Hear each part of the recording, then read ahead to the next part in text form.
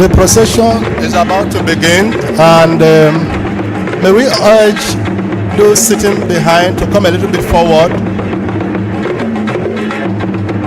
for our visuals, please. Move a little bit forward.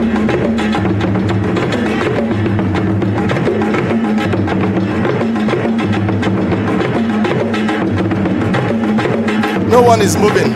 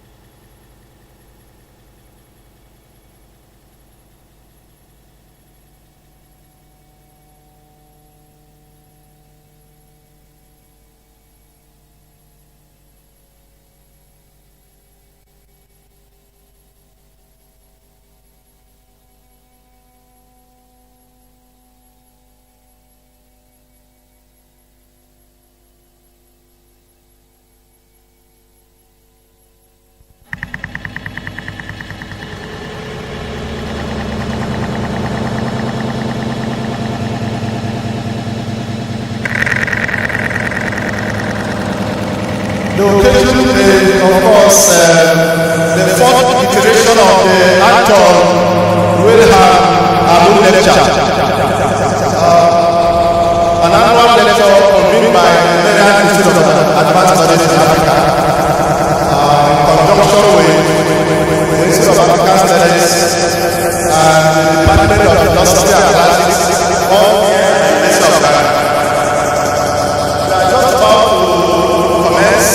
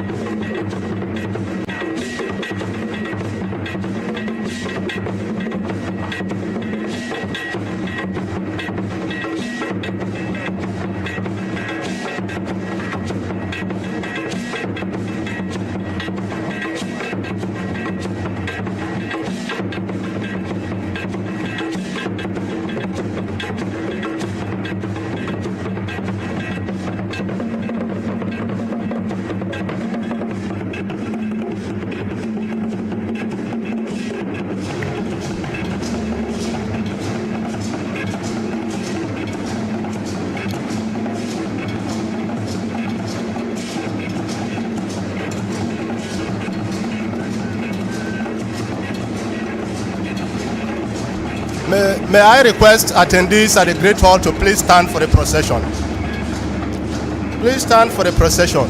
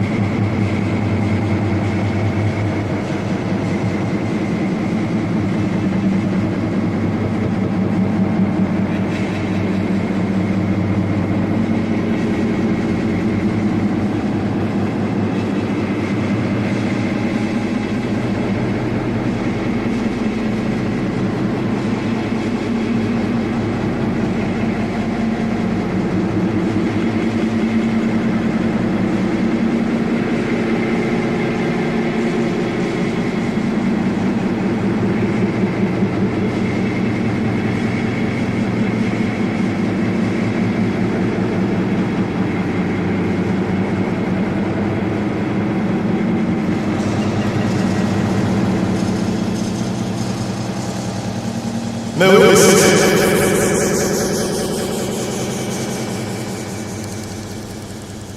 Thank you very much.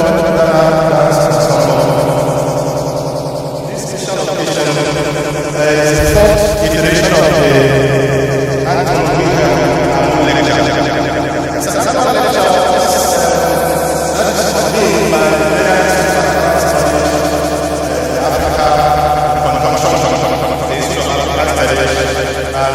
Department of Philosophy and Arts, all of them here at the University of Ghana. This time around, we have the biggest. We have in our midst to deliver the address, the lecture, the biggest of the biggest masquerade. I will tell you a lot more about him shortly.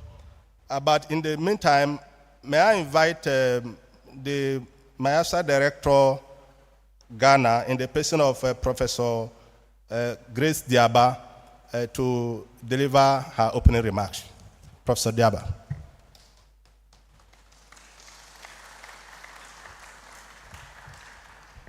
Thank you very much, Dr. Mba. Prof Chair, who is also the Provost of the College of Humanities, but this afternoon he tells me he's also the Vice Chancellor. And that's because he is also representing the Vice Chancellor. Our distinguished speaker, Professor Toyin Falola, members of UG Senior Management, and I can see a few of you here. The registrar is already here with us. Deans, directors, and heads of departments. Miasa fellows, colleagues, students, and friends from the media, distinguished ladies and gentlemen, good afternoon. I was actually waiting for a response. Good afternoon.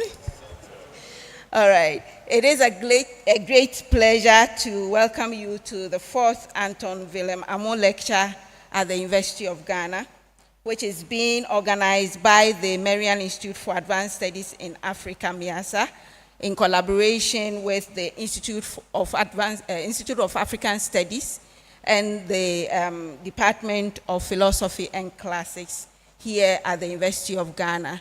And I would like to welcome all those who are joining us virtually. Just before I came and I checked, we had about 70 people joining us online. You are all welcome. Welcome to everybody who is also here with us, in spite of the fact that there are ongoing strike action, so we are grateful for your presence in the hall as well. The Amo lecture is named after an African scholar, Anton Wilhelm Amo, who was born at the beginning of the 18th century in what is today the western region of Ghana. Taken as a child by the Dutch West India Company to Europe, Amos studied law and philosophy at different German universities and became the first philosopher of African origin in Germany. He lectured in Halle and Jena before returning to West Africa in the 1740s and eventually settled at the Fort San Sebastian in Shama. Since MIASA is an institute which is based on a collaboration between Ghana and Germany, and of course you would agree with me that AMO also represents a Ghana-Germany collaboration, if we can put it that way. We are glad, therefore, to have introduced the AMO lecture as a major event at the University of Ghana. Amo's life is a reminder of the long history of Ghanaian-German interconnections and an inspiration for decentering knowledge production. The lecture series embodies MIASA's mission of decolonizing knowledge production and promoting African intellectual heritage. And this is also a mission that is shared by our collaborators, the Institute of African Studies and the Department of Philosophy and Classics. Amo's work, therefore, serves as a reminder of the importance of African voices in global academic discourse. And we are glad that Professor Toyin Falola has agreed to share his valuable insights on the topic, Ancestral Knowledge for Contemporary Transformation. Today's lecture is particularly significant as it explores a topic that lies at the heart of MIASA's mission, that is bringing African knowledge systems into meaningful conversations with global and contemporary African discourse. It challenges us to reflect on the spaces where African knowledge systems, such as indigenous practices and philosophies, can be actively engaged to deal with contemporary challenges. As I end my welcome remarks, I would like to thank the organizing team for putting this together, as well as the Institute of African Studies and the Department of Philosophy and Classics for the very fruitful collaboration. We are grateful for the generous support of our funders, the German Federal Ministry of Education and Research, the BMBF, and I understand we have representatives of the BMBF joining us online. Thank you for your support. We are also grateful to the University of Ghana for co-funding the MIASA program. We highly appreciate the support of the Vice Chancellor, the Provost of the College of Humanities, and the German Embassy in Ghana. Our special thanks go to our speaker, Professor Toyin Falola, who has not only agreed to engage us on this topic, but has also graciously agreed to offer a series of seminars within the university community and beyond.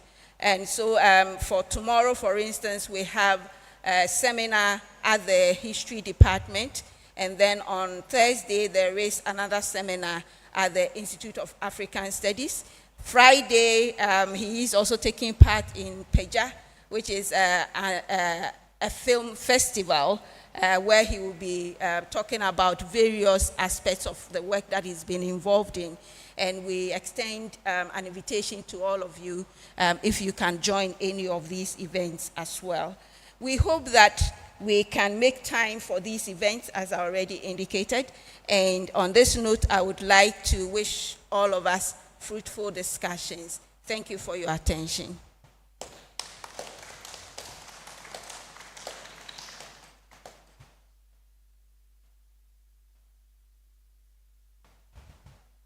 May I also invite the Provost of the College of Humanities, Professor Joseph Yaro, to offer us some opening remarks.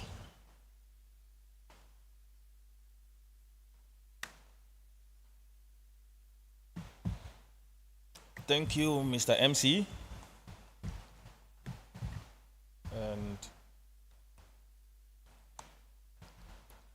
so, my dear distinguished invited guest, Madam Registrar, deans and directors present, our distinguished guests and visitors, faculty, students, I am happy to welcome all of you, and especially our speaker, who has traveled, I'm sure, 12 hours to come and honor us today, which is a special day that we mark every year. And many of you have taken part, at least in the last 2 years, and you know the significance of the lectures that are often given. I stand on behalf of the Vice Chancellor, who is engaged elsewhere and is not able to make it, to welcome all of you on behalf of senior management to today's special guest lecture.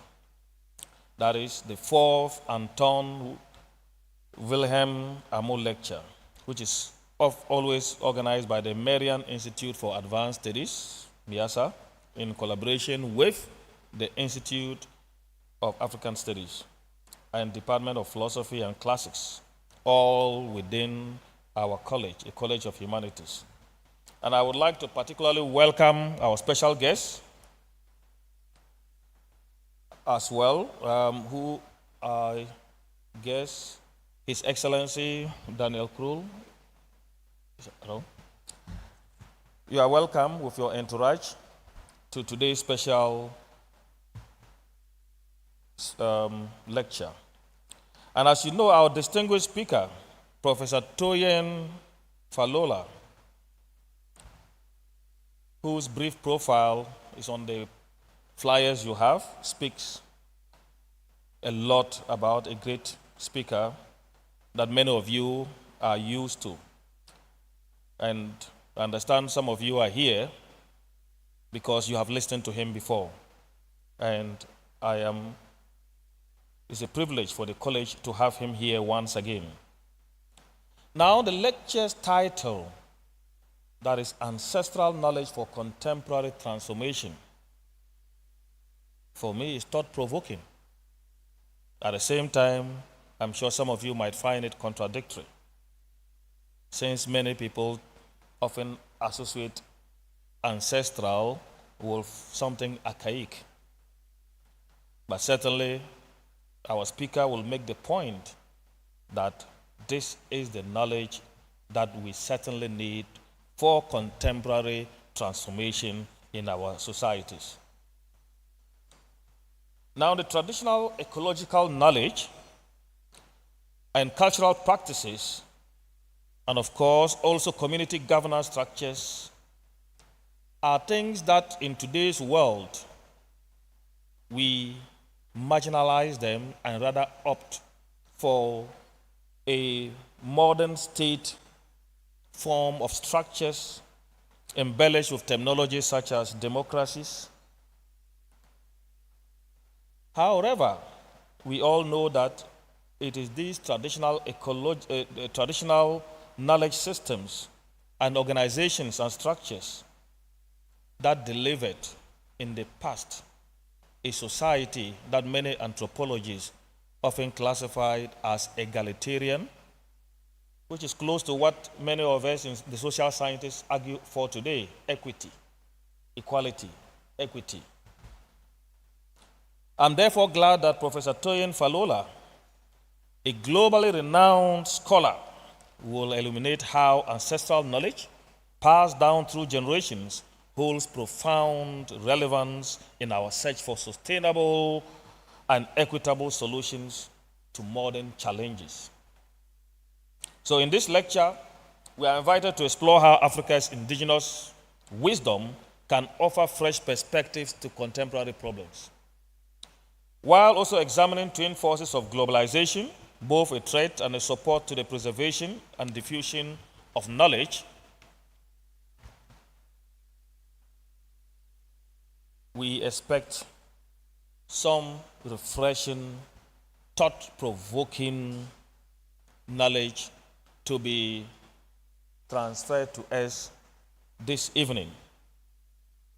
On behalf of the University of Ghana, I extend my sincere thanks to MIASA, the Institute of African Studies, the Department of Philosophy and Classics, for organizing this important event.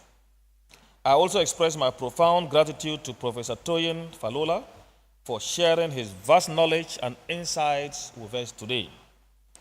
We also appreciate the sponsorship of the German Federal Ministry for Education and Research, and we are glad to co-sponsor this event on behalf of the University of Ghana.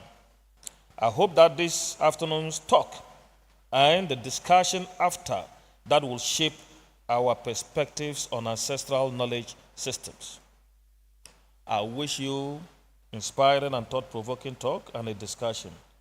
Once again, you are all welcome to this afternoon or this evening's event. Thank you.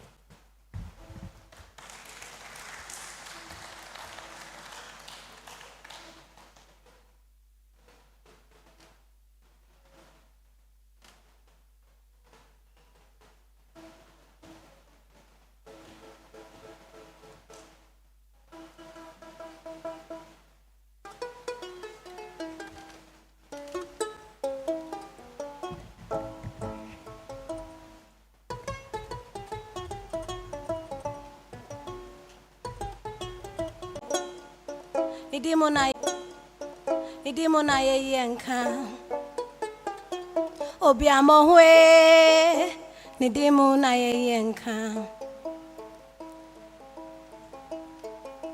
Yadi asembia shemano Nansa na metu asono Ekuno ni enintina mweshiemu Mimamu nyina kwaba Yadamasene madajie Bibinti ni awahane Sani ayeni muno Tetemremu Enkwasumremu Yawu abadumebi Ayedene koje memu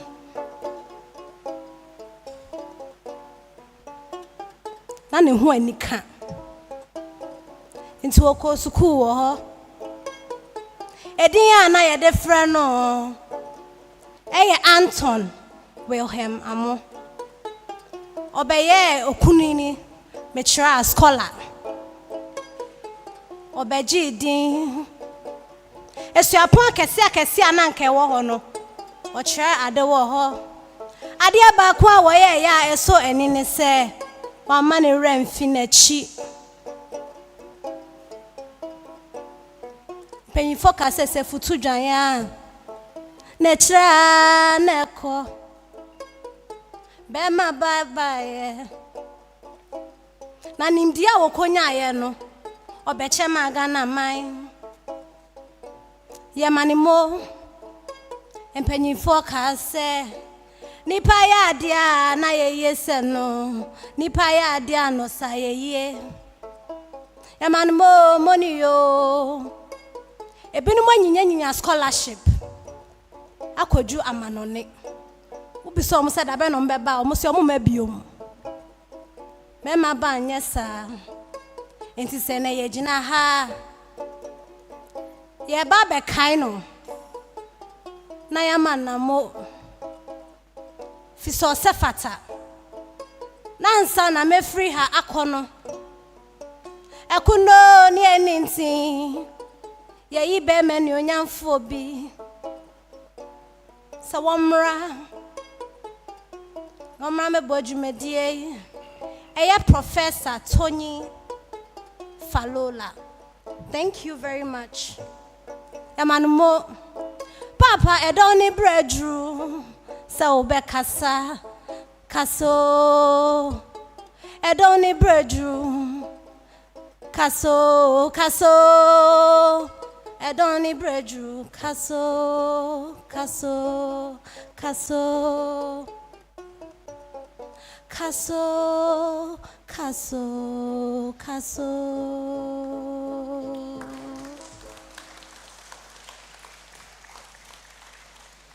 Thank you so much, Ms. Koranchi, for that performance.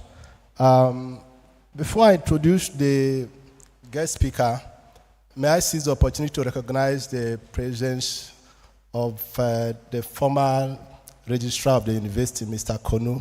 I can also see Professor A.C. Sutherland. Thank you so much for making this event. And so many other persons who are here online and in person. I can see in excess of 103 persons online, apart from those who are seated here at the Great Hall.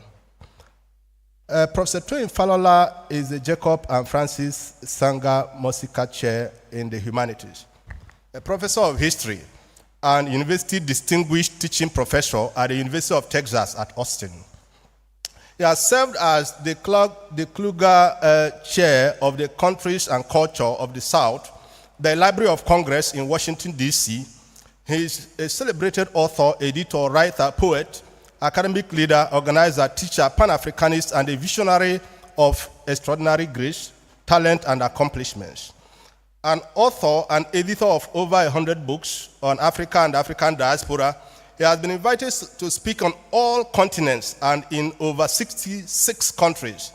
He is today widely proclaimed as Africa's preeminent historian and one of the continent's most decorated scholars. He manages several distinguished scholarly monograph series and serves on the board of many journals. A global icon in African studies, Professor Falola has received over 20 honorary degrees, doctorate degrees, most recently from the University of Pretoria. He is a fellow of the Nigerian Academy of Letters and fellow of the Historical Society of Nigeria. He received the Distinguished Africanist Award from the Canadian African Studies Association. Professor Falola has received various awards and honors in various parts of the world. At the University of Texas at Austin, he received the John Holloway Award for Teaching Excellence, the Texas Execs Teaching Award, the Chancellor's Council Outstanding Teaching Award, the Outstanding Graduate Teaching Award, and the Career Research Excellence Award. He has also received African titles, including 3 Yoruba chieftaincy titles, most notably the Boba Python of Ibadan and the Boba Python of Ondo Kingdom. An annual international conference, Toyin Falola Annual Conference on African Studies and the Diaspora, has been named after him. It meets every July at a major African university. The Toyin Falola Prize, named after him, is one of the prestigious annual academic awards in his honor. His memoir, A Mouth Sweeter Than Salt, captures his childhood. A second memoir, Counting the Tiger's Teeth, covers his teenage years. And the forthcoming piece, Malaika and the Seven Heavens, details his encounters with Islam. For his contributions to the study of Africa, his students and colleagues have presented him with a set of 5 first stripping, 2 edited by Adebayo Oyabade, The Transformations of Nigeria, essays in honor of Toyin Falola, and The Foundations of Nigeria, essays in honor of Toyin Falola. One by Akin Ogindiron, Pre-Colonial Nigerian Essays in honor of Toyin Falola, and yet another by Nana Ampusha, Beyond the Boundaries, Toyin Falola and the Art of Genre Bending. The Man, the Mask, and the Moves presents critical studies of his works in over 1,000 pages. 3 full-length books have been written on him, and 2 by Abdul Bangura examine his contributions to pedagogy. Toyin Falola, an African epistemologist, and Falolaism, the epistemologies and methodologies of Africana knowledge. A new book is released this week by Seges Kamga, the Dean of the Law University of the Free State, titled The Complex Interplay Between Power, Politics, and the African Agency, The Philosophy of Toyin Falola. A forthcoming book on him is by the distinguished philosopher Professor Sonia Osha, titled An Ethos of Transdisciplinarity, Conversations with Toyin Falola. He will be receiving yet another honorary doctorate on November 13 at the University of Calgary, Canada. Please join me in welcoming our guest speaker for the 4th Anton Wilhelm Amul Lecture, Professor Toyin Falola.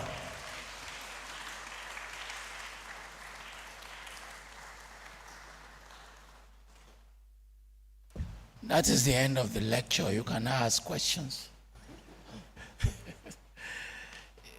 It's a pleasure for me to be here and to thank those who have invited me. And we have here the Vice President of the African University of Communication and the management team, and one of the most prominent Ghanaians, a broadcaster and journalist, Nana. Sorry, I can't get your full title, for coming. I'm very grateful to my colleagues at Miasa, the History Department. I'll be addressing them tomorrow at 9:30. The International African Institute, I'll be addressing them on Thursday at 12:30. My former students, I've seen two of them, current students whom I've supervised. Thank you for coming. My friends, new and old. Since I have a privilege, they did not give me the time to talk, so I would do Castro for you of Cuba. So when you invite Castro to talk, he will speak for 12 hours, non-stop. So you will need to get them their dinner and breakfast. Let me start by telling you I got to this point, my intellectual trajectory that gets me to this point. And I thank the assemble and the lady who gave us a performance a moment ago. That was very brilliant. That voice is very unique. I wish I had that voice. So, like many of you, when I entered graduate school in the 70s, it was based on archival studies. That's what we all did. And as I moved in the academy some years back, I posed a question. Suppose the Europeans did not leave the archives for us. I've been to the archives in Ghana. I've used archives, and I know all their problems. And I've been to the archives in Nigeria, and I know all their problems. Suppose those archives were not there. What are we supposed to do? Okay, the archives are there, but the archives cover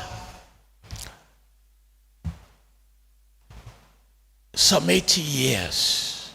That's all what it did. Whether it's the archive in Ghana or Nigeria, it's just like 80 years.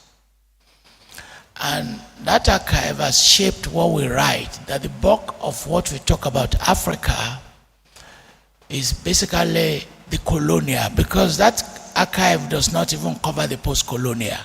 It ends in the 50s, and we have not built on the archives. So if the archives is limited to the colonial, 20th century, what happened to the 15th century, 13th century? What happened to the period before Christ? So what we have is the long history of the continent has not been covered. And if you limit yourself to the archives, it means that we have not even touched centuries upon centuries of African history. And as I posed that question, I began to say, why don't you turn to your own archives, or add your own archives to what is there before, and let us see what that gets you. Then I began to say, in the zone of the religious, the rituals, we've concentrated tremendous amount of archives in them. If you are from southwestern Nigeria and you go to the Ifa archives, it's longer than the Bible. It's far more extensive than the Bible. Why don't you use that as an archive?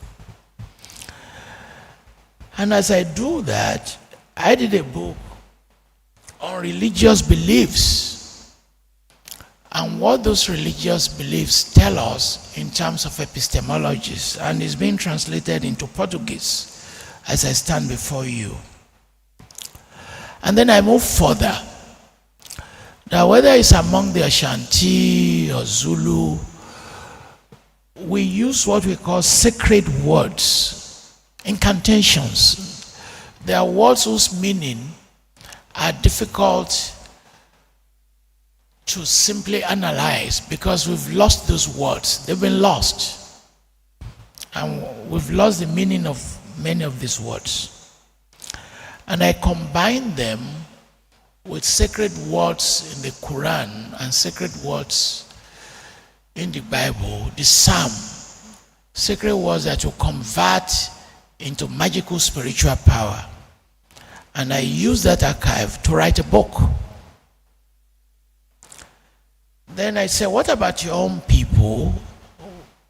Those things that they have been writing themselves. By the middle of the 19th century in Ghana, people have been writing. Unknown to many of you, they've even begun to write about modern constitutions. Fanta intellectuals were writing about modern constitutions for Africa based on modernist principles. Carindle, for instance, began to write. Samuel Johnson, many of them. Why don't you turn to those archives? And I turned to them and did a book called Yoruba Guru, which is people who use the medium of the African orthography to write books. These books are so many, and we have slighted them, and we need to rescue them. And more recently, I turned to metaphysics and became an epistemologist. The archive of metaphysics, you cannot exhaust them. You cannot finish exhausting them. There's so many. And you live with them on a daily basis. There is nobody in this room who is not familiar with metaphysics. None. All of you are familiar with it. But you just don't see it as a body of evidence that you can use to write. And I have a forthcoming book with Ohio University Press on Yoruba metaphysics. How we conceptualize so many things differently. What is heaven? What is time? How do you calculate time? What is death? When you believe that people don't die, they just relocate and next year they come back as masquerade. And then I went further to study a priest with the power of divination. Followed him, became an apprentice, and converted his data into a book. As if that is not enough, I became eccentric. So I posed the question, suppose the garden, what the Bible says is the Garden of Eden, suppose it's recreated, only two people.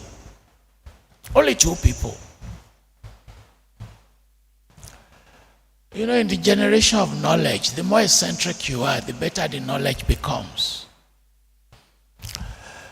So I said, suppose there are only two people. There is no one there other than those two people. What does that mean? Does it mean we will not create a narrative? The Bible created a narrative with just two people. So I said, okay. Suppose I'm the only one left. and I'm asked to report, does it mean there will be no evidence? Yes, there will be evidence. And I did what is called autoethnography. Autoethnography means you convert the self into an archive. Tomorrow, I would talk more about this to my colleagues, that the self itself is an archive. That each of you here today is an archive. And I wrote a book, Autoethnography and African Knowledge System, over 500 pages by University of Cambridge Press, in which I said, I'm the only archive.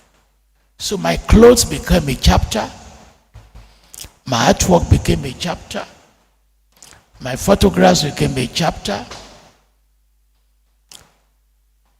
and I converted that into a knowledge system. And it won the best book in anthropology, Emerita Bot, to mean that people took it very seriously.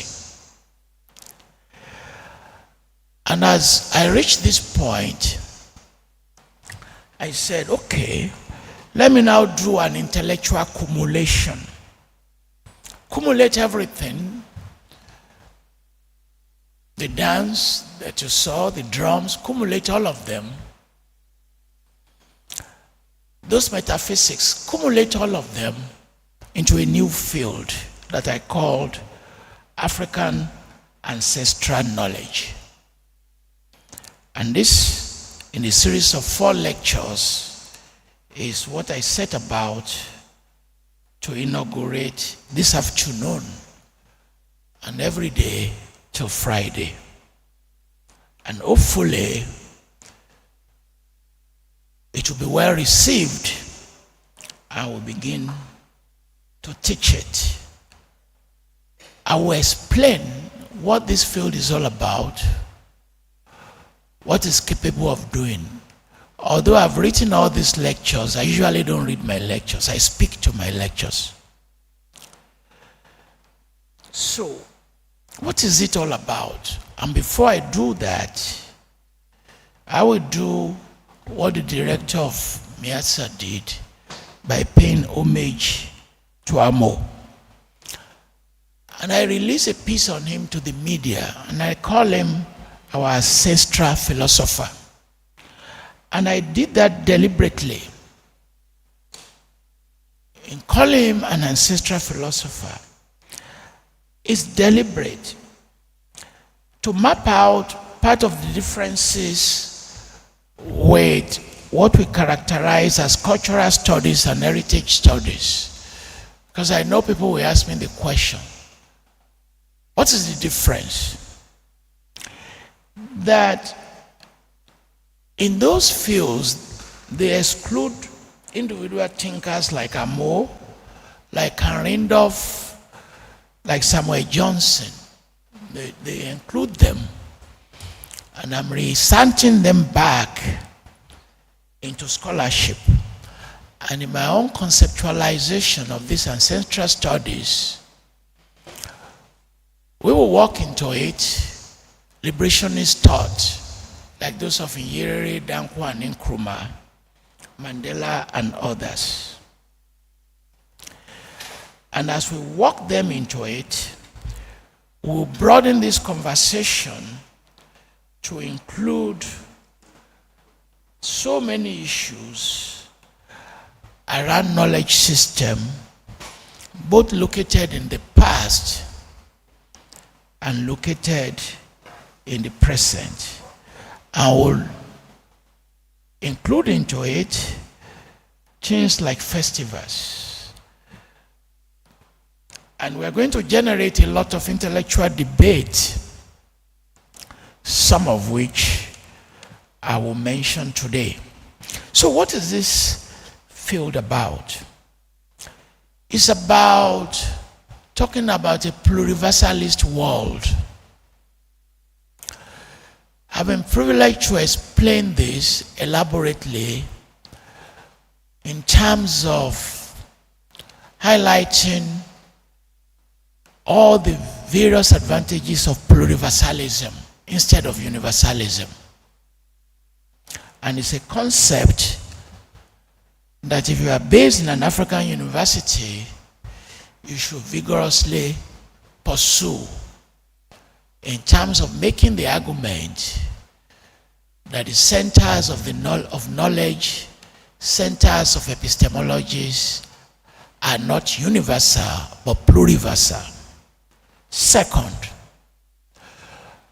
it's about highlighting and validating organic intellectuals. These organic intellectuals are so many, generating organic epistemologies that we have not paid attention to. And these organic epistemologies have been with us for centuries. They have been with us for centuries, but we malign them and we don't use them. Tomorrow, I'll be ready to give examples, but just let me give you one. If you say feminism, they will give you contemporary founders of feminism, forgetting that Yemaja and Shun and African goddesses were the organic feminists. There's no way you can interrogate the discourse on these African goddesses and you will not see them as feminists. So if you have had these feminists for centuries, why don't you start with them? And why do you have to start with this post-colonial iteration? And if you say Herodotus is the founder of history, what do you call Orunmila, the founder of knowledge among the Yoruba that dated centuries and centuries ago?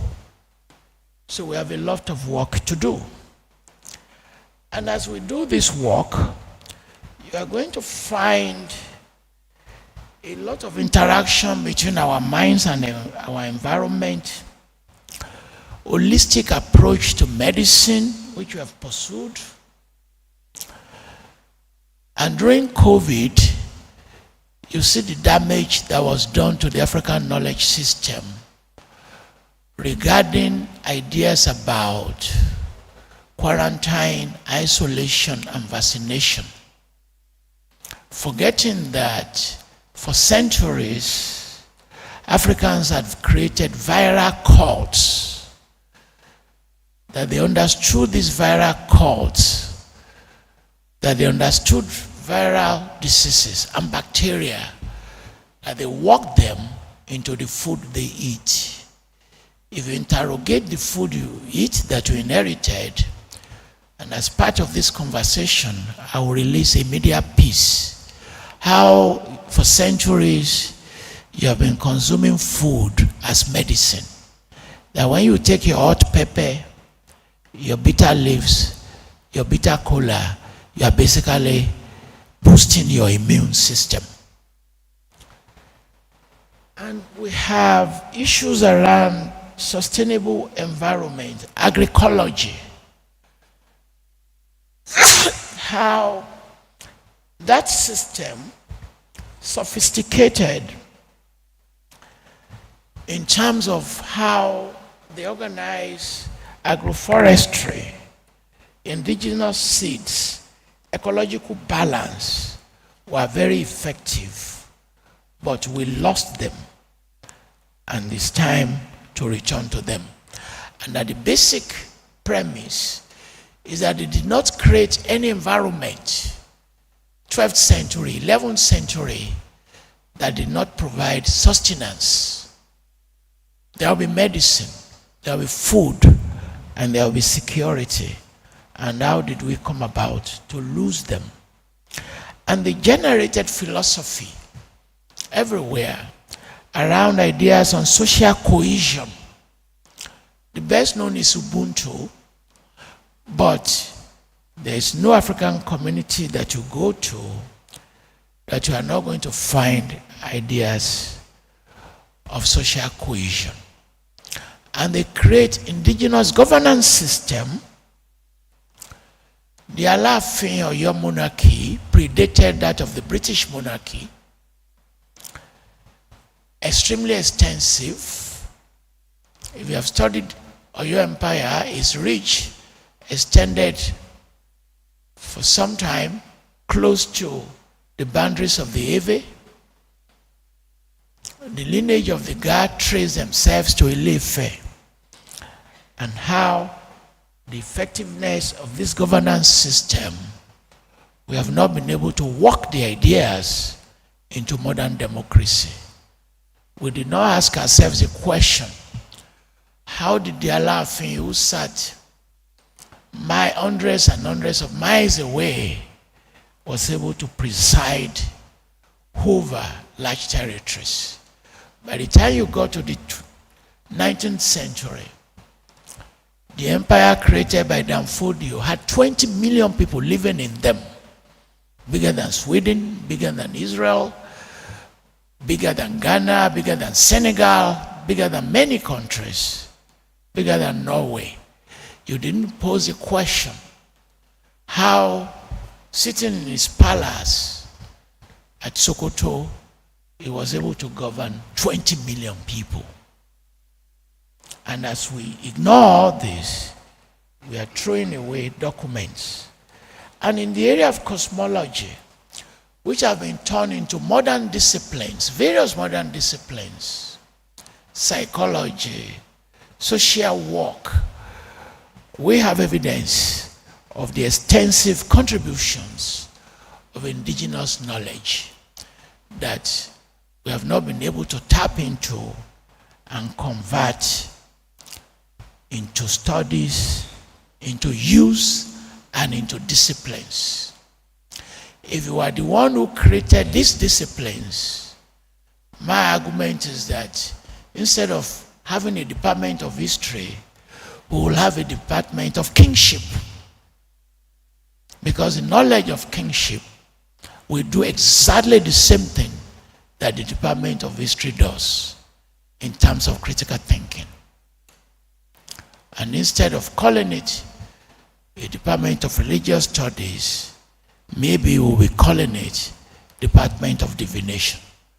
But we are not the one who created these disciplines. We created universities in Africa, but not African universities. And there's a big difference. As we create African universities, we'll begin, not universities in Africa, we'll begin to rethink many of these paradigms. And notions of restorative justice, notions of resilience, adaptive knowledge that we formulated that we have not put to use. In my conclusion, I will return and repeat what this new field is all about. There will be intellectual debates,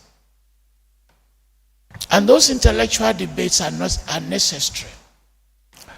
Indeed, any discipline, any thought system, any idea that do not generate debate is already dead.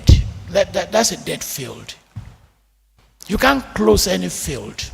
You can't close it. And in their wisdom, the Yoruba created a god. It's my favorite god. His name is Eshu. And this god traveled to Brazil, traveled to Cuba, Elegba, various names. Whether it's in Santeria or Voodoo or Candomblé, you are going to find Eshu in it. And when they translated the Bible, they do not know the name to give it. So they damage him by calling him Satan. But it's not Satan. It's the God of the crossroad. Years ago, I did a long book, edited book on Eshu. And what they should say and does is that there is no frontier to knowledge. That's a God. That there is no frontier. But it went further. It went further. That there is no end to any argument. That you can't close an argument. That's our own God telling us that. That you can't close an argument. And he did many of those things that you attribute to French philosophers like Foucault. Arguments about the diffusion of power, the location of power. He should predated them in formulating many of these arguments. The elasticity of knowledge. So, this idea of debate is also central to indigenous conversation. It is not an imported idea. So, will there be debates? Yes, there should be debates. And anytime you rethink any discipline, you are going to have challenges. It should be expected. This university, 48 with Ibadan and Makerere, when they created the African perspective of history called nationalist historiography, I collected all the papers of Edubuen, put them into a book to make them available. And it was a privilege for me to have attended his funeral ceremony. That was the height, his contribution of nationalist historiography with Ade Ajayi, with Ogot. Well, in the 60s, they challenged it, and the debate ensued. Makerere broke away, saying, okay, it will move to the left. Zaria in Nigeria says it will move to the left. And they created socialist ways of thinking. Beautiful. We've all benefited from it. And the Nigerian Civil War came, and those who were advocating nationalist historiography began to talk about ethnic nationalism. And they began to talk about it. And when I was admitted into the university in 1973, the ideas of Adubois and others had been ruptured, and I was a beneficiary of that rupture. Marxists were on my campus, challenging nationalist historiography. My sociologist teachers were talking about feminist studies. John Peel, my sociology teacher, was challenging Marxism. So I grew up in the crucibles of those challenges. And a year before I entered the university, Walter Rodney published the South Africa Underdeveloped Africa, which became the Bible. Coming together with the Analyst School, Meissou, French intellectuals, we had to read all of them. And in my days, if you are not a brilliant student, you'll be in trouble. Because one teacher in the morning will teach you nationalist historiography, another in the afternoon will teach you Marxism, another will teach you dependency theory. And it's your job to understand all of them and to process them. So I'm saying all this to say that I am not expecting that you will just accept it without questioning it. So for instance, you can say and argue, why don't you talk about the future? Remember the Provost said, is this not a contradiction, talking about ancestors and transformation of modernity? And there's a segment in Ghana, in your country, who sees ancestry as paganism. God will forgive them because you don't call your ancestors pagans, right? At the very minimum, they give birth to you. You owe them some respect. So if you have been saying that, please don't say that anymore. Yes, But it's a false thinking. It's very false to think that because you are talking about the future, you want to erase the past. You can't do that. You cannot. And then you can say, Falola, in the age of artificial intelligence, AI, fourth industrial revolution, cars that can drive themselves, why are you talking about ancestors? Okay, well, I can write an essay about that there's no contradiction whatsoever. And I can tell you that what you call juju and witchcraft preceded AI, only you do not see them as AI. You understand? They are AI that you can fly, that you can get to Chicago without riding a plane. That is AI. Only you do not see it as scientific imagination. I mentioned Oyo Empire a moment ago. The fourth king of Oyo, Shango, was emitting fire from his mouth. He could ask rain to come. If you look at the embodiment of Shango, you're talking about thermodynamics. You're talking about electricity. Why did you locate them in mythology is the question. Because the fundamental of scientific progress is the generation of ideas. And all these ideas we generated, bulletproof, binary vision that laid the foundation of computer science. We generated all these ideas, but we did not run with them. You can also argue that how come you just don't stay within Western institutions of the former economy, of democracy? But I will pose a question to you. Do they work? Does democracy work in Ghana? Is it not being contradicted by conventions? Does the leadership work? Is it not contradicted by the lack of accountability and transparency? Is there a commitment to the social contract between citizens and the nation? And to what extent, if you want to reform them and if you want to make them work, would that not draw us to that very past that you are condemning? And as you understand the dynamics of all these things, as you understand that there is no aspect of African life that you look at that does not require the insertion of what you call the past. It requires the insertion. That what you need to do, and nobody is recommending it, is that you do a whole-scale transportation, a whole-scale reproduction, because it's not going to work like that.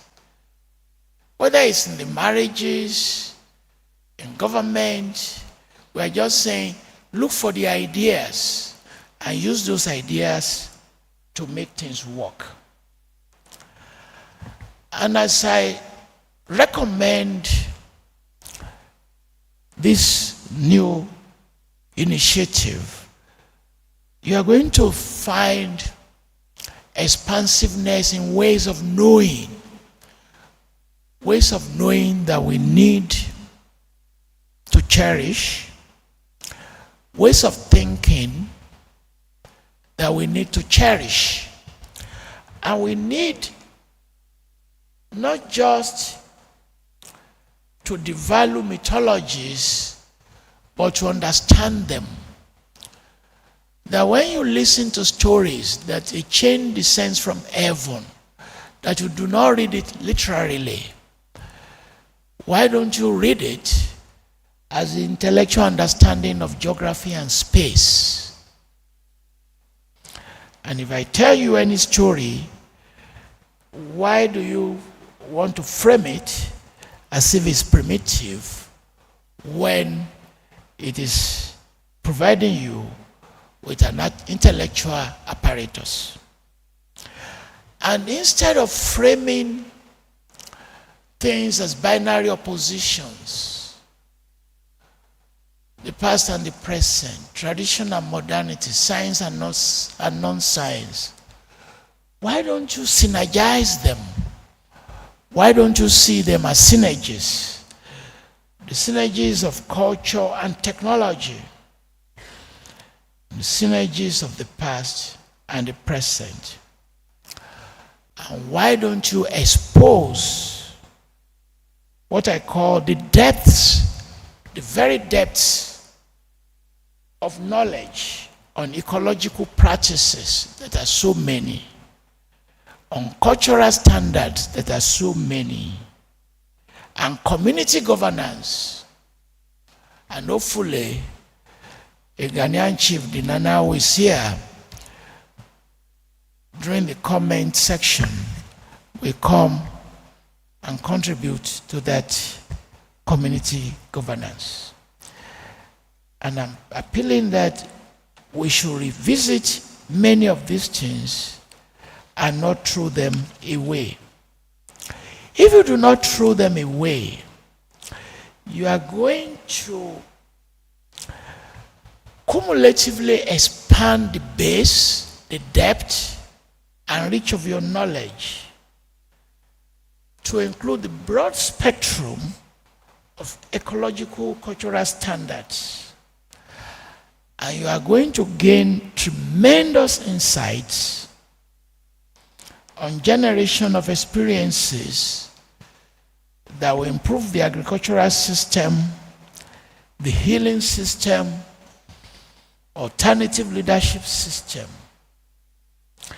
And that we will use that knowledge to speak to a variety of issues on urbanization, on politics, a comprehensive understanding of preservation and innovation, the understanding of the past that we can recover, the stories we can recover, agri practices we can recover, community governance that we should not lose. And we will begin to recreate storytelling as fundamental to knowledge. We will see in the apprenticeship method new ways of reorganizing ourselves. And in looking past, dwelling on what we have done, we will begin to see tremendous value. And I will give two examples in terms of how we should not throw away knowledge system. Those two study venture capitalism. Looking at the Yoruba practice of building savings and wealth that were taken during the slave trade to the Caribbean and Latin America, called Esusu, have been calling for its reintroduction as a way of building small capital in the informal sector for marginalized people. And I'm sure there is one or two people here who know the practice. And people have been celebrating African venture capitalism, praising the Igbo people who have spread from Central Africa to the Gambia, in which they've mastered, through older cultural practices, venture capitalism based on past ideas that build apprentice system in which you train one person and you set up a store for him. And as in this venture capitalism, you don't need millions and millions of CD to become independent. Globalization will have impact on what I'm talking about. And in this impact, it is going to create its own negative consequences, but its positive consequences on bringing the past forward is going to be enormous in terms of digitization, in terms of the power to recreate this memory, in terms of the ability to use the AI, to use robotic science to recreate the mythologies of the past. We can now tell stories, origin stories of Bayajida, Ashantiene and their kings, and bring it alive to secondary school students using technology. And this has been effectively demonstrated in 3 areas where African youth are doing well. With due respect to the Provost and the administrators, the leading areas where we are doing well, outside of corruption, outside of the state, do not hold to the universities. And that's why I'm apologizing to the Provost.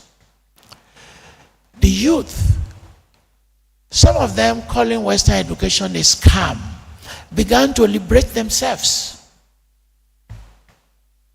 creating alternative knowledge systems for themselves. And they've been very successful. It is not universities who train them in Nollywood. It is they who train themselves, realizing that these stories are very limitless. Lagos became the 3rd major center of film production in the world. It's not the University of Ibadan or Legon that trained them. They trained themselves. And these stories are based on our stories that they brought from the past. Netflix is now buying them. Kunle Afolayan just came here like last month to shoot his new movie. And Nikulapo is on Netflix. It's based on stories from Oyo Empire. These are local stories. You may not like the witches, but they tell you things that are not witchcraft. They tell you, there's no story they don't tell you. If you want, I teach Nollywood. If you want love, they give you. If you want to be rich within 24 hours, they will tell you how to do that. So these stories are just limitless. But do you ask yourself the question, where do these stories come from? Many of them come from the ancestral stories that you don't pay attention to. It is not the universities that created Afrobeats for them. They created Afrobeats for themselves. It's now a global music. Who does not know Ashake in this room? It's very difficult not to know Ashake. Just released Lungu. It was in New York, 20,000 people. Burna Boy. When Davido released I'm Unavailable, 2 weeks on UK chart. Jerusalema, one of the best Zumba music. It's not the university that produced these Afrobeats. We're not the one who taught them. They just broke loose on their own and began to say, well, these universities and just the limitation of Western knowledge may not be enough for them. You may not like the lyrics because they're aspirational mobile music talking about women and money. If you love me, 30 billion for your account. Ferrari and Gucci. You know, they make aspirational music tailored to their age. And now, people like me in our 70s, that's now the music we listen to. I know these are younger people. They may not know the music. And in dress and fashion, which is now a frontier, that's what I'm wearing now. Where is my suit and tie? In which the designers are so brilliant, extremely brilliant designers. It's not the universities who taught them. combination of various designs, extremely creative. When my daughter got married in San Francisco, we went to Lagos to make the wedding gowns. Why didn't we stay in New York? And you see how that of which you try to say is not important, that is where they draw these resources from. That's where Falola, in making an equitable for net flows, that which you call the pagan ancestor, is where he draws his knowledge from.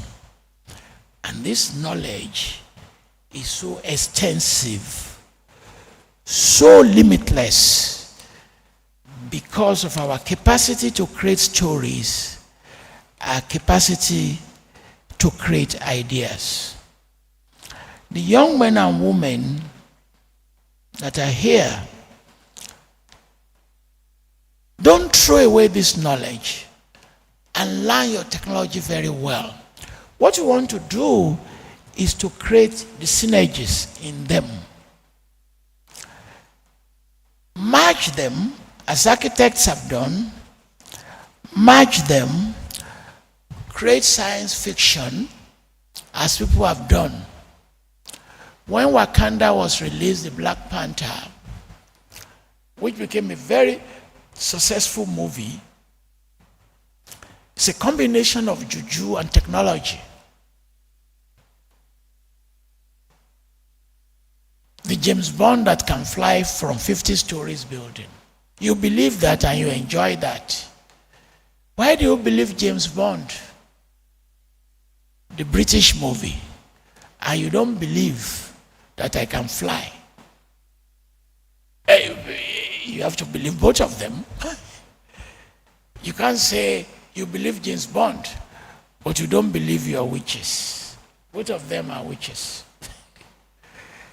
And we have to return to our understanding of indigenous plants and their capacities. A Ghanaian colleague of mine by the name of Abena, Asare, look at 6 plants from Ghana that modern pharmaceuticals have stolen. They said 50 more minutes. Thank you very much. Is it 50 or 5? I'm not halfway in my lecture, and you're giving me 5 minutes. But I will respect you, because I still have 3 days to keep making my arguments.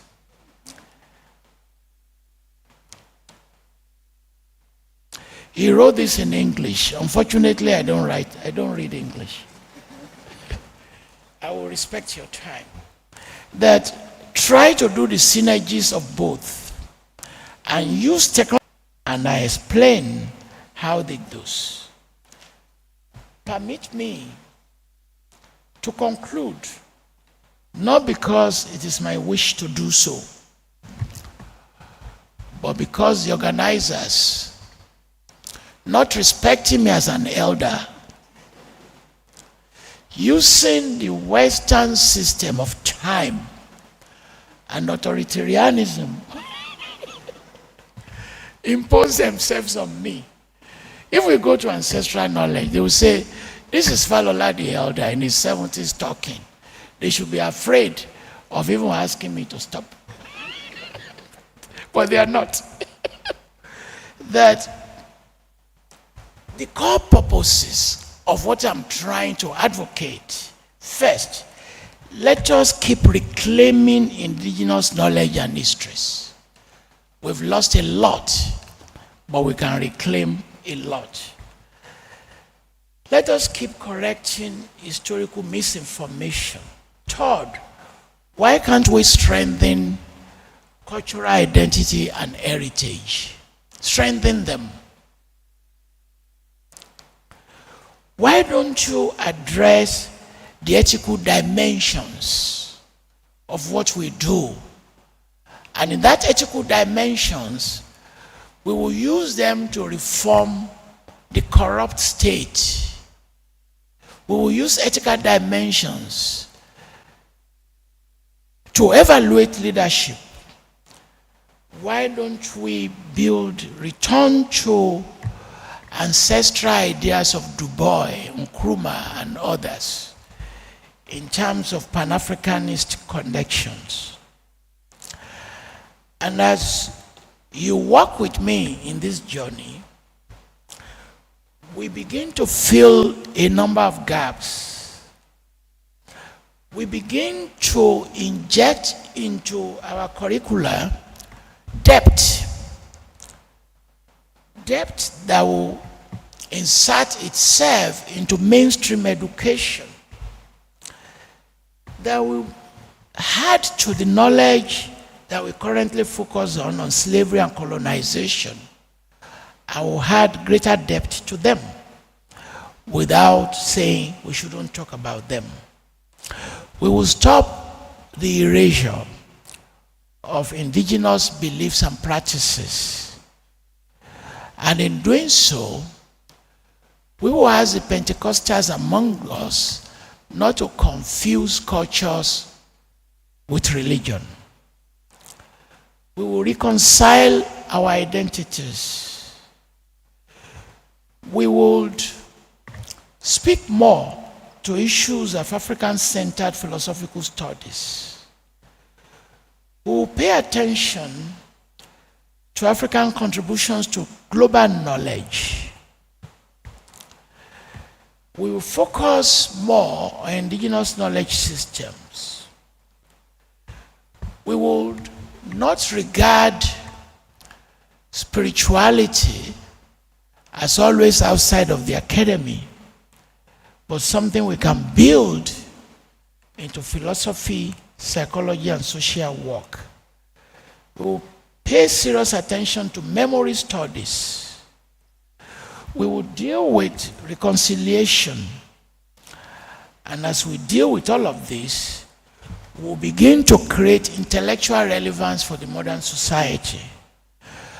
And you and I, the university, we will produce organic methodologies that will cite African contributors to knowledge.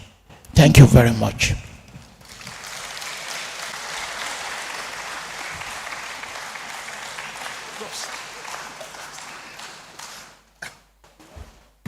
Another round of applause for our guest speaker. Thank you, Prof. Falola. It's now that time. I know many of you are waiting for the time for Q&A. More than 107 persons online with over 30 questions already. So, Prof. And then, but we are going to proceed this way. Take a couple of questions from each side of the aisle, and then maybe take 3 from online. For those online, we are really very sorry. I don't think we can take all the questions. They keep pouring in. Questions and comments, so many of them. So can we take 2 questions from here, 2 from here, and then I take 3 from here, if that is okay, Prof. Falola. 2 questions aside, and then 3 from online. Okay.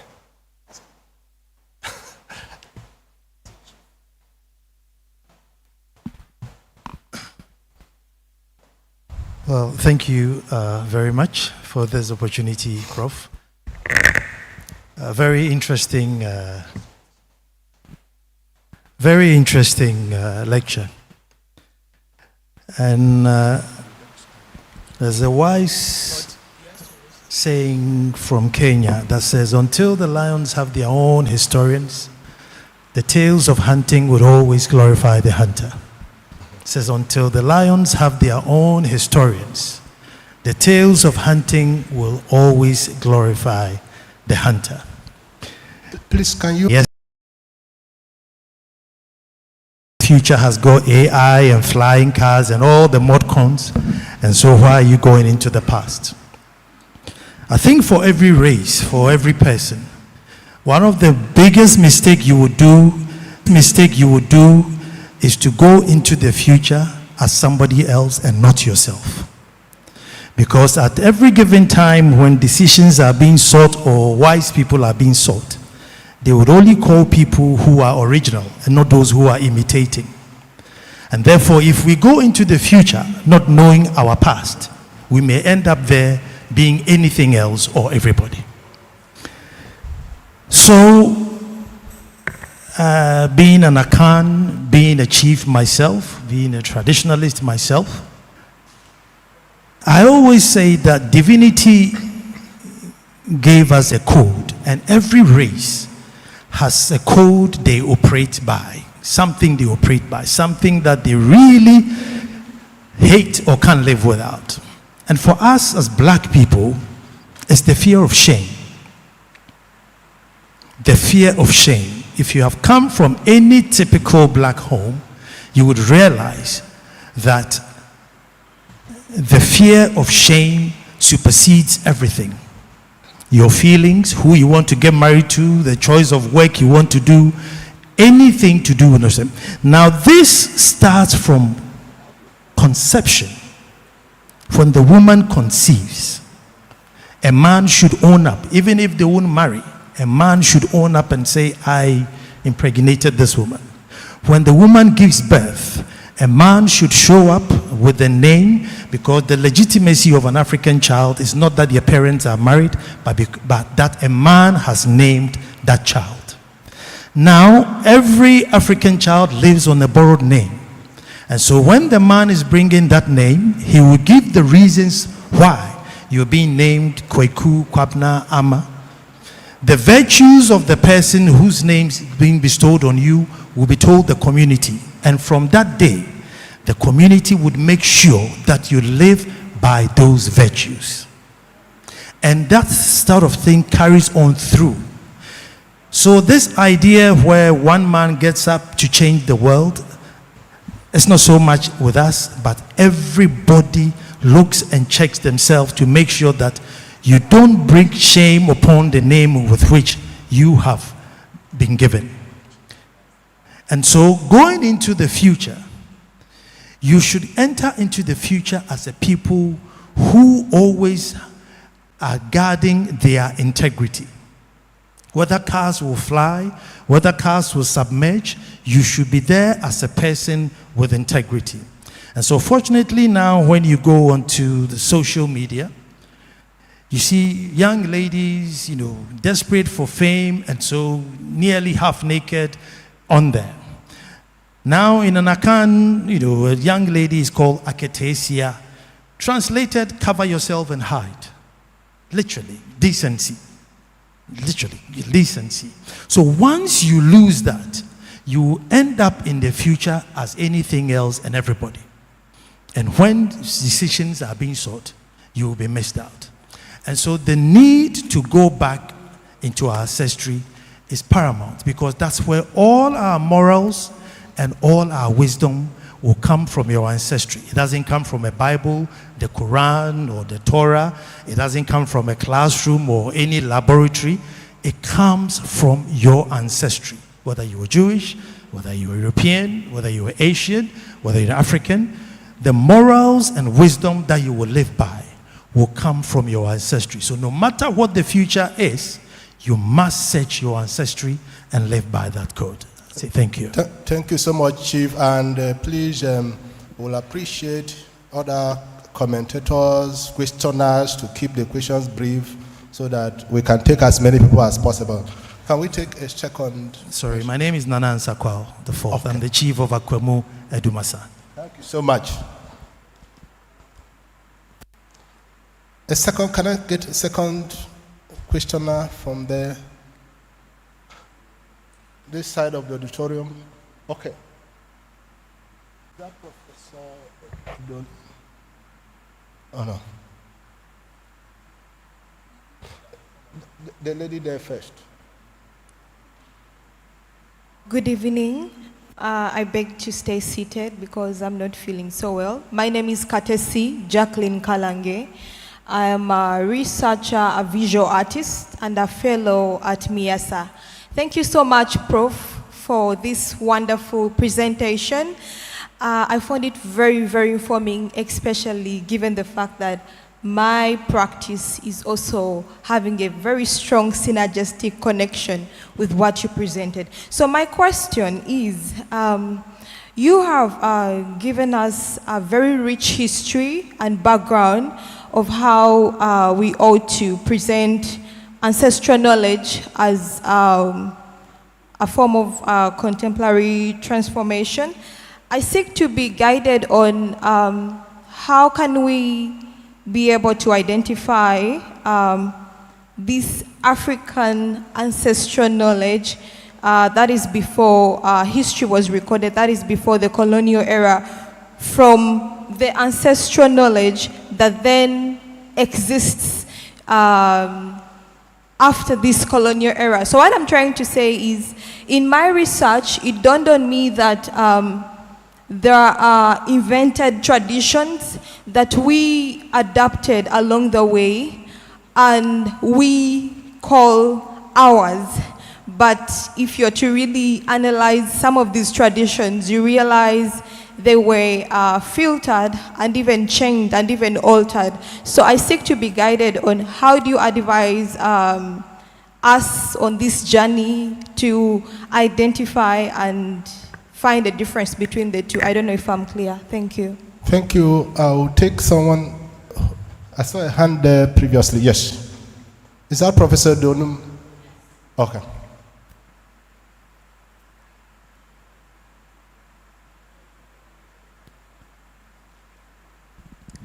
I'm going to sing first because I like to sing.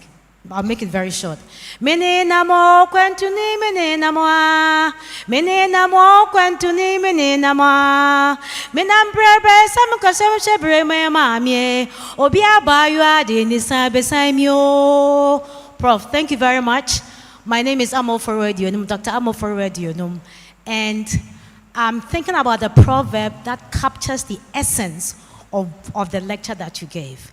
And that is, in Akan, we say, Panye nim adie pam, nanso ni tutokru. The needle knows how to sew, but it has a hole in its bottom.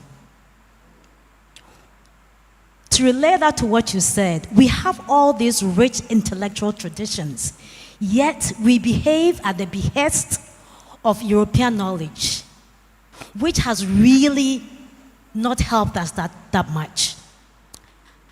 I am a dondologist, a proud one. I study music, I study culture, storytelling, proverbs.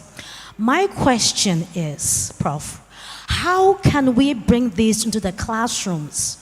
How can we integrate these rich intellectual traditions into the classroom curriculum? Because right now, our students are learning things that are not relevant to their lives. So how can we, as parents, as educators, as philosophers, how can we bring these rich intellectual traditions, epistemologies, to our students in their classrooms so they feel a sense of pride, confidence in who they are? Thank you very much. Thank you so much, Professor Donum. I have, Prof. Chair, I have excess of 40 questions online. I'll just take a few of them, like 3 of them. One says, can you speak more to the synergies of culture and technology, for example, in the areas of communication or education? What are your thoughts on the potential of ancestral knowledge systems like drum language, e.g., for the purposes of transformation? And Bumi says, how do we rescue Africa from technological and scientific backwardness, quote and unquote? We are all on this platform because of the technology created by others. How do we develop science and technology like Asian countries? Okay, I should skip the rest of it and take the next question. What are we manufacturing? What are we producing in Africa beyond natural resources? We can't do capitalism without producing anything. There's another question. Listening to Prof. Falola from Maseru, Kingdom of Lesotho, what an outstanding eminent scholarship in him. Perhaps his academic influence could be spread across all African countries, or most of them. Another question, this lecture should be made to go viral.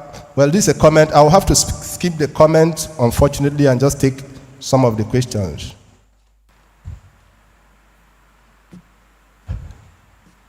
Prof. Falola is. Stop talking.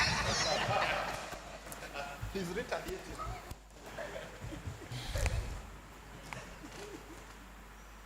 So, I'm really very grateful because if there are no challenges and there are no questions, then the lecture has failed. I was told there are 30 questions on the internet, and if I know those who have posed those questions, I will answer them and make my answer available. The two brilliant women who do creative art, one an artist and one into music, they can immediately tap into what I'm talking about, because without some of what I'm talking about, it will be very difficult. There's a festival this weekend, and I'm very happy to be one of the speakers during that festival. And my topic is ancestral knowledge and literary creativity. Here is a preview. How do you understand Kofi Awuno, his poems, without the topic that I've addressed this afternoon? So you've enjoyed Things Fall Apart. But what is Things Fall Apart without Igbo ideas? And what are the origins of those Igbo ideas? And I can take all this literary figure one by one, and I can relate them to what I am talking about. Would Soyinka have won the Nobel if the Yoruba had not created those gods and goddesses? It's not possible. Will he have done Death and the King Osman? That is a story from Oyo Empire. Will he have written his poems without Ogun, the Yoruba god of iron? Mention any of his books, any of his play that is not anchored on the ideas that I'm trying to canvass. And if we look into what you call modernity, that the very edges of our insertion, our contributions, our dominance, happen to be connected with what I'm talking about. It's been my privilege to have been to major cities, huge, enormous cities. I live in Sao Paulo, Brazil. I live in Lagos. If you look at the constitutions of these cities, I live in Bahia for some time. If you live in Bahia, for instance, in Brazil, and you are walking on the streets and you want a snack, the best snack is sakaraje, is Yoruba beans that they will give you.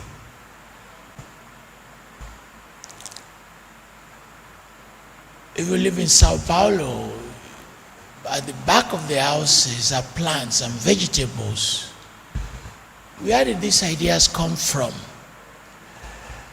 If you go to Lagos, ask yourself, how do you fit 20 million people into that space? How?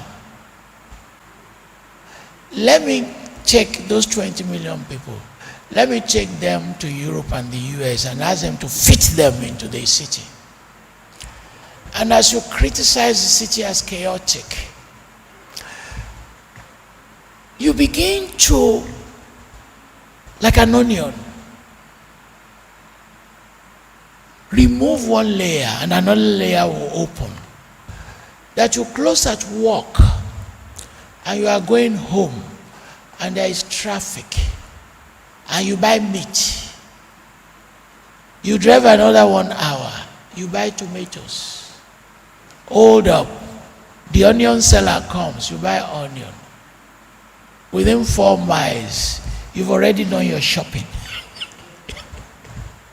And when you get home, you just make your food. And as you wake up in the morning, waking you up, somebody selling food, your favorite food, in your gate.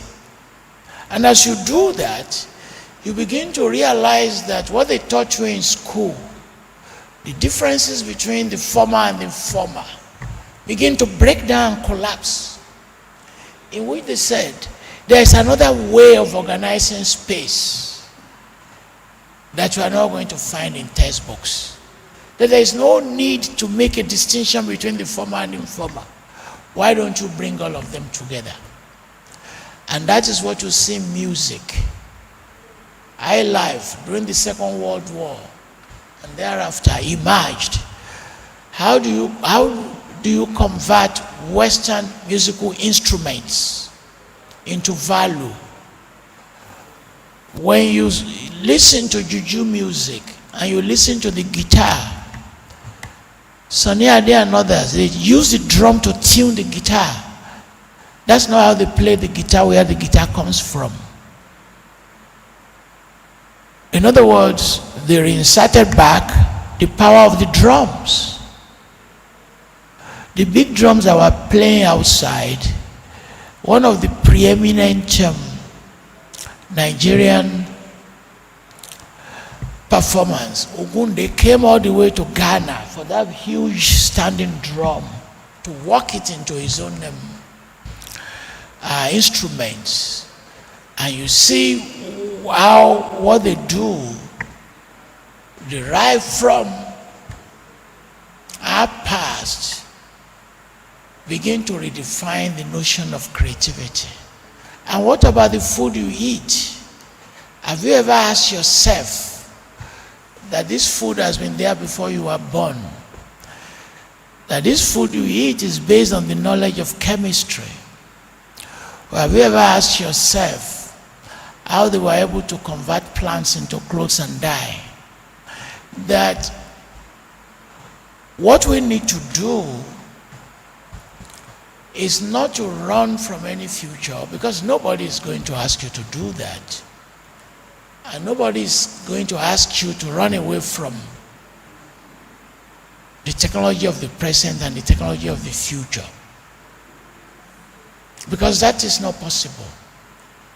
What we are saying is that, why don't you absorb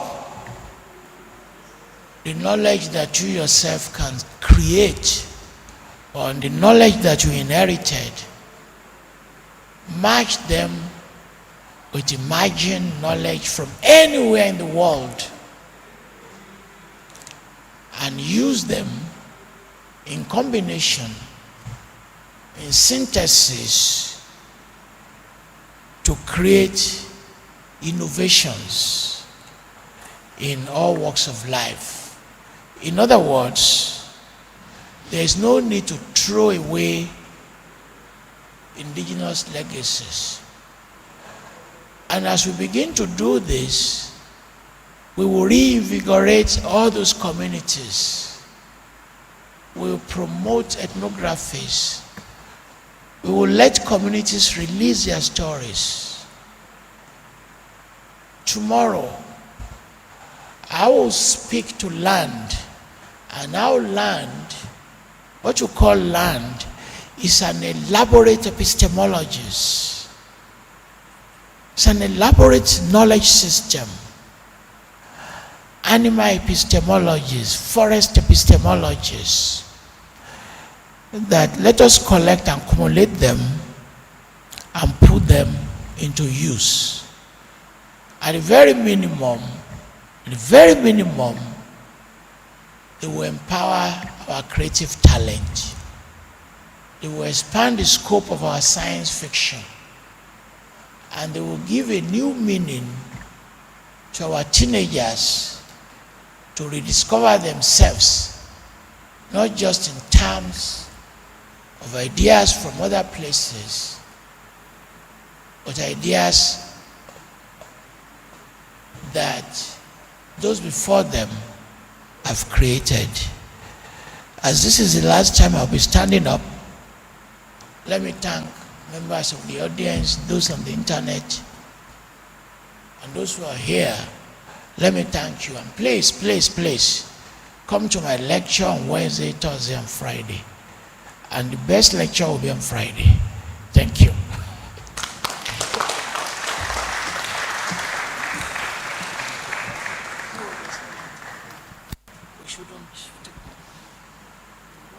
Thank you so much, Prof. Falola.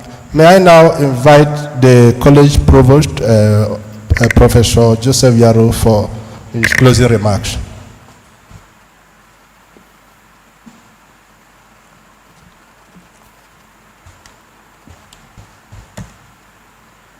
So, what do I have to say? Your guess is as good as mine, isn't it? A lot has been said. I'm sure we are all still struggling to digest what has been said. Some of us are a little bit confused. You might not probably be able to digest and make sense of what has just transpired. If you are one such person, it means that you need step 2, step 3, step 4. And as he said, step 2, 3, and 4 are coming on. Make sure you follow up and grasp the essence and the spirit of today's lecture. This was a wonderful lecture. I'm sure I know there are only a few, maybe 2 or 3 of my students, philosophy of social sciences, if you were here, right, you will appreciate at least one thing. If you didn't hear anything, you heard about binaries, right? And how some of you argued with me that binaries they are relevant and important. He told you it is falsehood. It is what is destroying this. He talked about synergy, right? How do we make use of new things using different perspectives?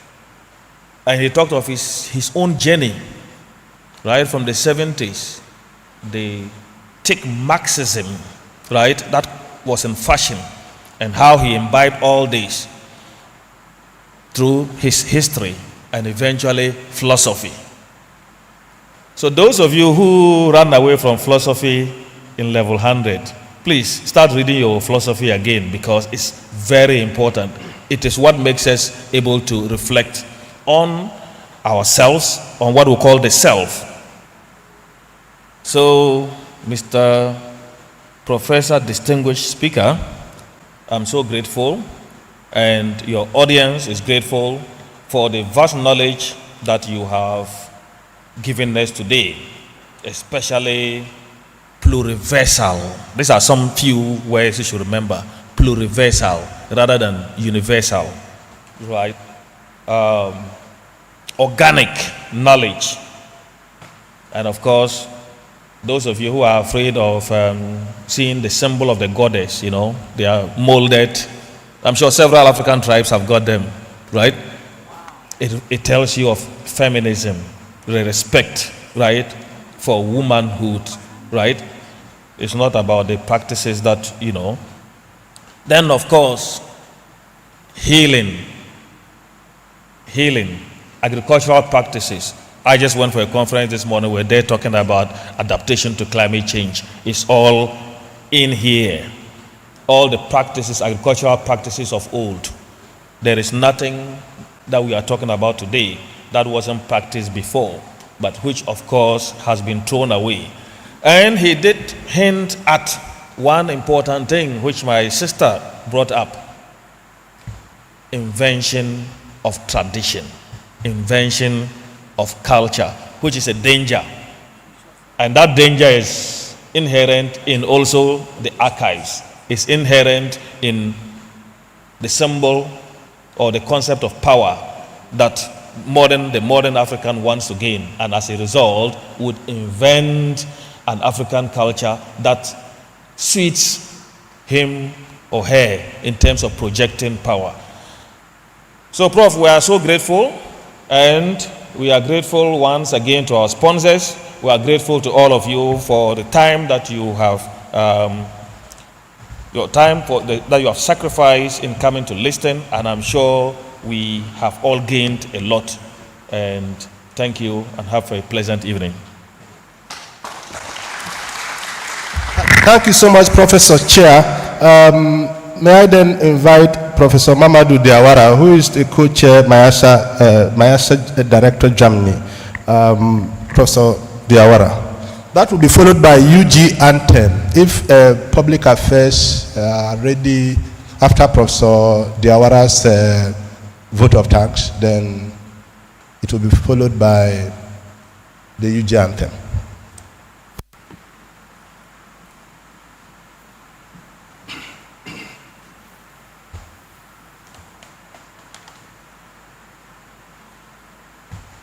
Good evening.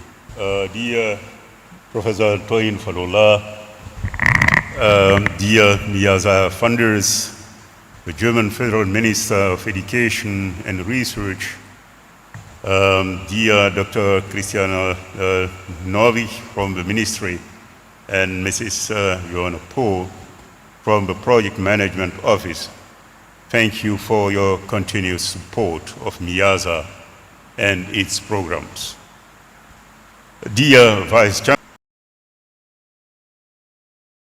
of University of Communication, dear Miyaza's Executive Council members, dear Miyaza's German consortium partners, dear Miyaza's team for organizing these lectures, I mean Dr.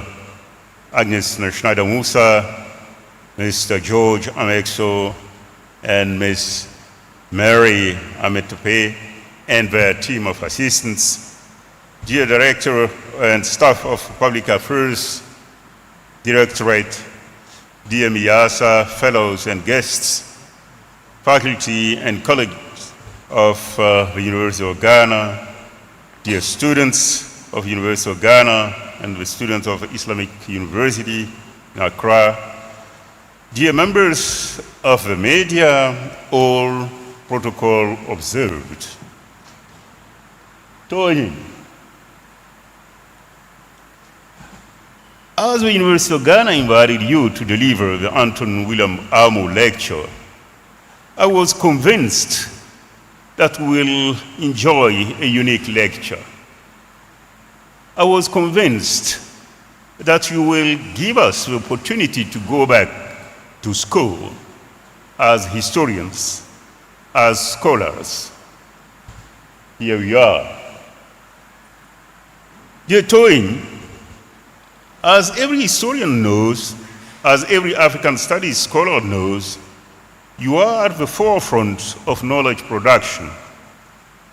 I remember your contribution in the debate about chronology in African studies, about ethnicity, about urbanization, and what else. But let's come back to much recent incursion of yours in the arena of knowledge production. After your major book entitled Decolonizing African Knowledge, Autoethnography and African Epistemologies in 2022, according to Bernard Nwosu, this book carries, I quote, an uncommon depth and analytical nuance, end of quote. But you didn't content yourself to write this monumental oeuvre a la Toyin Falola, that means 536 pages. You continue to be alert to the publications in that domain. About the thorny issue related to decolonial, you signed these words about Professor Olufemi Taiwo's book. I quote, "It's impossible for Africans to consistently raise the consciousness of decolonization if they have not felt alienated from their way of life and culture due to the significant doctrine of their core institutions to largely align with Europe-centric perspective. End of quote. What an excellent logical sequence that you carve the concept of ancestral studies. We think that will be a key lesson for the apostles of decolonial to sharpen their look beyond the colonial fact. Dear Toyin, what a lecture. You're like an excellent wine that gets better with age. Keep up good work. Thank you for this provocative and insightful talk.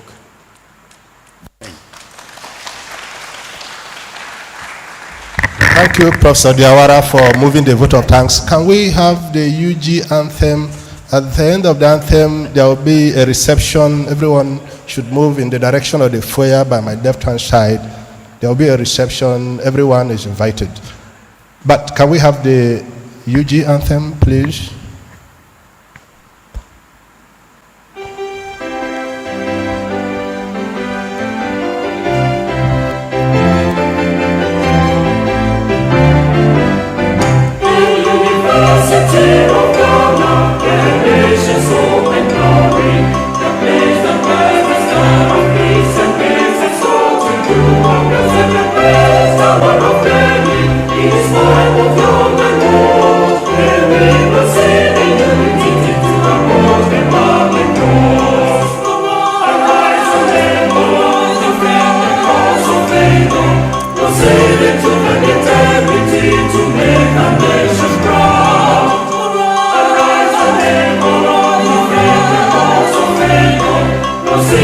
Truth and integrity to make our nation proud. Stand of wisdom, and the aim of learning, living and solemn and good, as we prepare to face the world in the light, ready at all times, and the oceans we to feel. Then we proceed in unity to uphold the common cause. As long as only God defend the cause of freedom, proceeding to integrity to make our nation proud. Arise, O Lord, defend the cause of freedom, proceeding to integrity to make our nation proud. Arise, O Lord, defend the cause of freedom, proceeding to integrity to make our nation proud. Rise, O Lord, defend the cause of freedom, proceeding to integrity to make our nation proud. Thank you so much. Canadians assemble, are you ready for us as we move to the foyer for the reception?